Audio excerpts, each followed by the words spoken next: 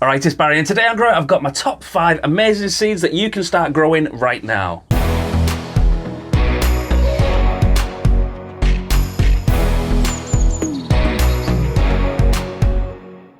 It's February, and that means after a particularly long feeling winter, it's finally time to start sowing some of your seeds for growing this year. It would be a really good idea to double check the sowing times on each variety of seeds that you want to sow and adjust them according to your own local climate zone. And it's really important to keep an eye out for surprise low temperatures at this time of year, as frost will kill off any seedlings that you've started to grow.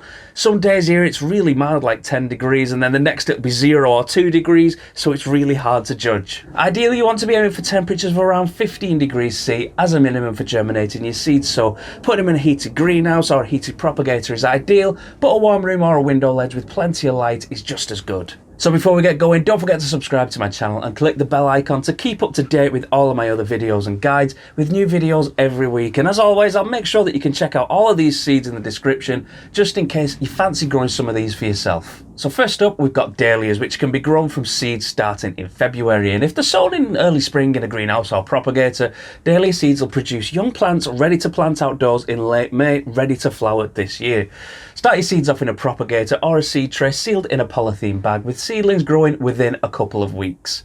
If you do grow dahlias, it's a great idea to let a couple of your flowers set seed, which will be ready for collection at the end of September. Then you can just stick them in an envelope over winter, ready to sow this time next year. And you'll get a fantastic mixture of different flower shapes and colours next year due to the genetic variation in the next generations from the cross-pollination of this year's plants. I hadn't tried growing these from seed before until last year, and I was totally amazed with how well they did. And I'm going to be growing a load this year as well and make some new flower beds. It's not exactly time to start planting your first early potatoes just yet, but it is time to start the first step of the potato growing process, which is called chitting. And basically this is the process of allowing your seed potatoes to grow sprouts before they get planted into the ground.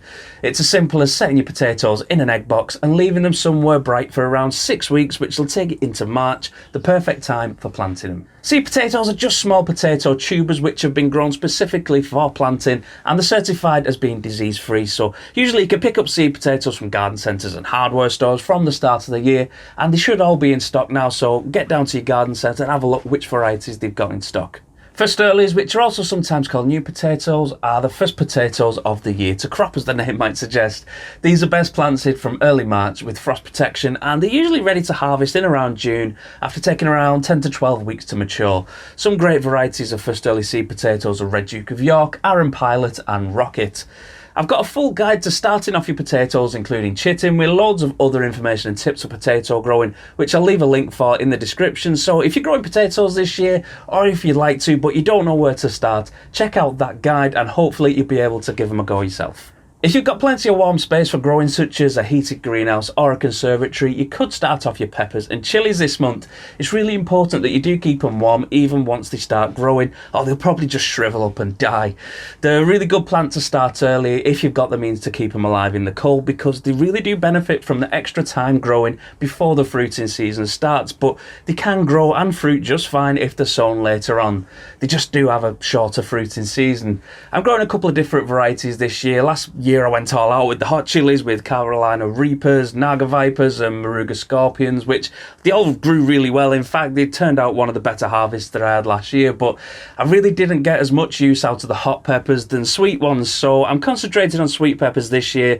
I'm throwing in a few jalapeno plants just for pickling, and I've got some yellow pointed Astra F1s as well, and a couple of California Wonder varieties as well. Towards the end of the month, it's time to start sowing early cucumber and tomato seeds for growing inside your greenhouse, as long as you've got a suitable place to grow them in warm conditions. For tomatoes, I'd recommend Gardener's Delight, which are a traditional English greenhouse variety, and they're ideally suited to growing inside, and they're more tolerant to blight. 2021 was particularly bad for blight here, so mine didn't make it to harvest, which was a shame, but they did last longer than the other varieties that I had, which were Moneymaker and Beefmaster. This year I'm going to give some from San Marzano ago. I haven't tried any Italian varieties yet, so I'm quite looking forward to trying those out and seeing how they grow. And finally, for this month, I'm starting off my sweet peas, and if, like me, you didn't sow them in the autumn, you can start thinking about sowing them now, especially in an unheated greenhouse or a cold frame, as sweet peas are a variety that don't particularly mind the colder temperatures. Pot or container sowing is generally more reliable than directly sowing them into the cold ground, but both are an option. If you are sowing them now in February, you can increase the chances of early flowers by keeping your seedlings in a cold frame or a cold greenhouse for the next couple of weeks, just to prevent the seedlings from becoming too leggy. These seeds are the ones that I collected from my flowers at the end of summer last year, and I've also got some new varieties that I'm going to be trying as well. I really liked how all of these turned out last year and how long they were flowering for, so I'm particularly excited to see how the flowers look on these in the next generation, because I think there'll be some really nice colour combinations. I did do a demo last year with a handy way to start growing your sweet peas, so I'll leave a link for that in the description as well, to make sure that's easy to find so that you can get yours off to a good start. There's a few other great vegetables that you can possibly start growing this month with early sowings if you've got the right growing conditions, such as broad beans, carrots, parsnips, beetroots and peas, but it's probably best to wait a couple more weeks for those. I know I always get excited and I want to start them off as soon as possible, but it really is better just to wait until the soils begin to warm up a bit more in March or April. And well, that's it for today, and hopefully you've got some ideas for some great plants to start growing this month. And as always, don't forget to subscribe to my channel to make sure that you don't miss out on any of my new videos. And if you're planning on growing any of these varieties for yourself, or if you've got any favourite varieties that you sow yourself in February, let me know in the comments, and I'll see you next time.